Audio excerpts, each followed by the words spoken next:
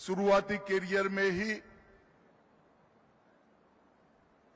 केरल की इनकी कैडर छोड़कर आईबी के डेप्यूटेशन पर आना और फिर 72 से लेकर जब डीआईबी बने तब तक सतत आईबी के ऑफिसर के रूप में हर चुनौती जो देश के सामने आई उसके लिए इनको ही डीआईबी जो उस वक्त के थे उन्होंने नियुक्त किया।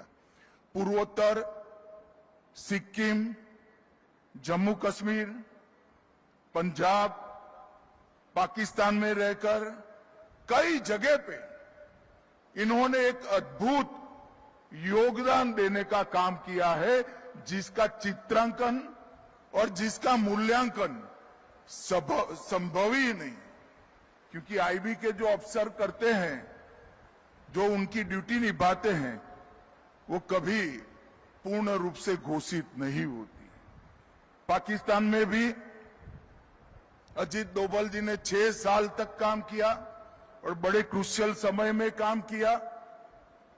उसके बाद आईबी में उनको ऑपरेशन विंग में नियुक्त किया गया और मैं गृह मंत्री के नाते कह सकता हूं, मल्टी एजेंसी सेंटर देश की आंतरिक सुरक्षा की रीढ़ की हड्डी आज बना है। मोदी जी के आने के बाद 19 के बाद हमने उसको पूरी तरह से पुनर्जीवित भी किया है और एक नया अवतार भी आज के समय के रूप में लाए हैं। परंतु मैक के स्थापक अध्यक्ष अगर कोई था तो अजीत डोभाल जी थे। उन्होंने ही मैक की नींव, मजबूत नींव रखने का काम किया। 2004 में डीआईबी बने और डीआईबी बनने के बाद 2005 में वो सेवानिवृत्त हुए। मित्रों, उसके बाद भी विवेकानंद इंटरनेशनल फाउंडेशन के माध्यम से भारत की विदेश नीति, भारत की आंतरिक सुरक्षा और भारत की बाहरी सुरक्षा ये सुनिश्चित करने के लिए लगातार वो अनेक सालों तक काम करें। 2005 से 14 का विवेकानंद इंटरनेशनल फाउंडेशन के अध्यक्ष के रूप में उनका कार्यकाल और वहां पर जो चिंताएं की गई, चर्चाएं की गई, जो निष्कर्ष पर पहुंचा गया, वो निष्कर्ष सारा रिजोल्यूशन में और किताबों में बंद था।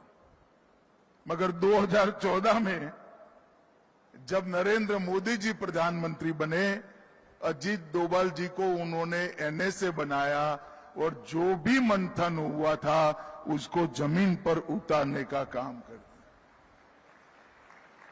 अजीत डोभाल जी को हम एनएसए के रूप में जानते हैं, मगर हम नहीं जानते क्योंकि ऐसी चीजों का प्रचार नहीं होता है। मगर आज मौका भी है, दस्तूर भी है। अजीत डोभाल जी देश के सबसे लंबे कार्यकाल तक एनएसए रहने का सम्मान भी श्री अजीत डोभाल को जाता है।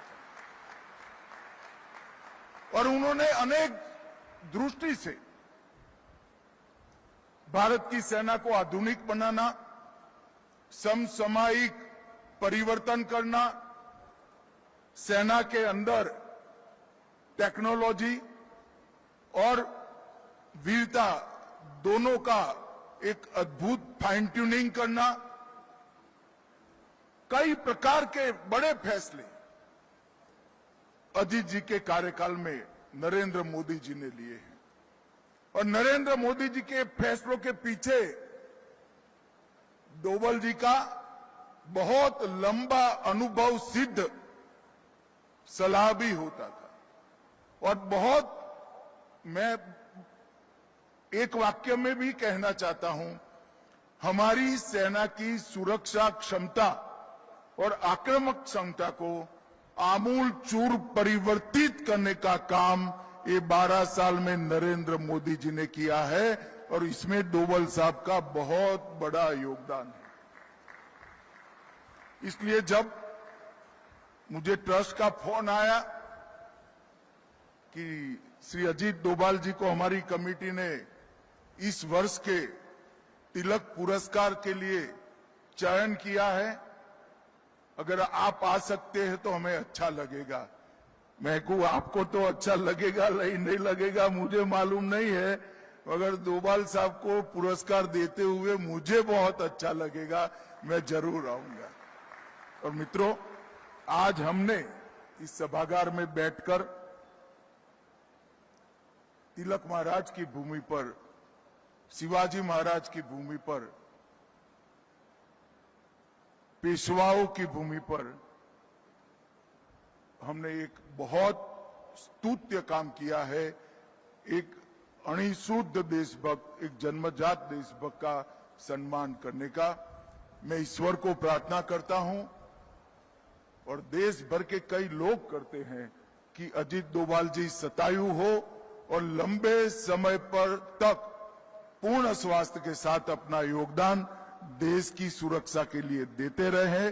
और मैं फिर से एक बार तिलक स्मारक ट्रस्ट को भी बहुत बहुत धन्यवाद करना चाहता हूं कि इन्होंने एक बहुत स्तुत्य काम किया है कि अजीत डोभाल जी को महान तिलक स्मारक से अवार्ड से आपने पुरस्कृत किया है। इसके लिए हम सब आपका धन्यवाद करते हैं। मेरी बात यहीं समाप्त करता हूं। वंदे मातरम।